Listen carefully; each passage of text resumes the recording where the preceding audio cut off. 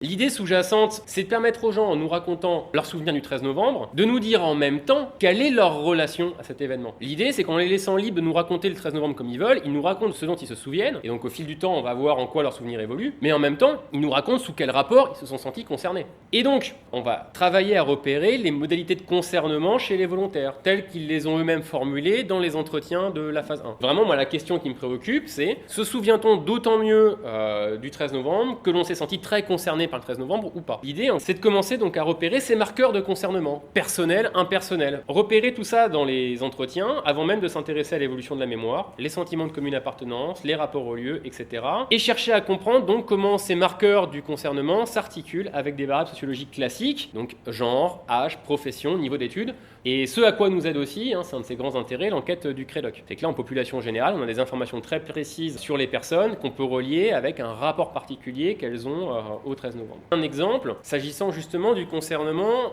étayé par une coïncidence de date, la mention d'anniversaire. Dans les 934 entretiens de la phase 1, on a quand même une soixantaine d'anniversaires. Petit exemple de fiche de synthèse, parfaitement anonyme pour vous donner une idée, quelqu'un qui est né le 13 novembre, et ce jour-là, elle fêtait son anniversaire à son domicile. Deux facteurs de concernement personnel. Le premier, c'est qu'elle est née le 13 novembre, le second, c'est une homologie d'expérience. Elle a vécu au Burundi pendant la guerre, et donc elle sait ce que c'est le bruit des Kalachnikov, et donc elle a tout de suite compris. En creusant ça, il y a clairement des parallèles qu'on pourra faire avec le 11 septembre. Aux États-Unis, le fait d'être né un 11 septembre est quelque chose aujourd'hui qui s'est constitué en problème social. Parce que le 11 septembre, c'est une de deuil national, au point où un site internet a été créé, il y a des gens qui se rencontrent pour parler de ce problème-là, etc. Ça pourrait prêter à sourire, ça pourrait paraître anecdotique, mais les anecdotes comptent pour nous, elles ont de l'importance. Parce que cette coïncidence de date, elle n'a de pertinence au niveau individuel que parce que nous lui accordons de l'importance collectivement. Un autre point qu'on pourra creuser, c'est la dimension générationnelle du concernement. L'étude du CREDOC pointait le fait que normalement, plus on est vieux, plus on a peur. Et là, après le 13 novembre, on se rend compte d'un truc qu'on n'a jamais vu avant, c'est que c'est les vingtenaires et les trentenaires qui déclarent avoir peur. Ce qui renvoie au fait qu'ils sont sentis dans le cœur de cible des attentats du 13 novembre. Et donc là, on peut aussi se poser la question de est-ce que ce facteur générationnel, puis donc la collusion,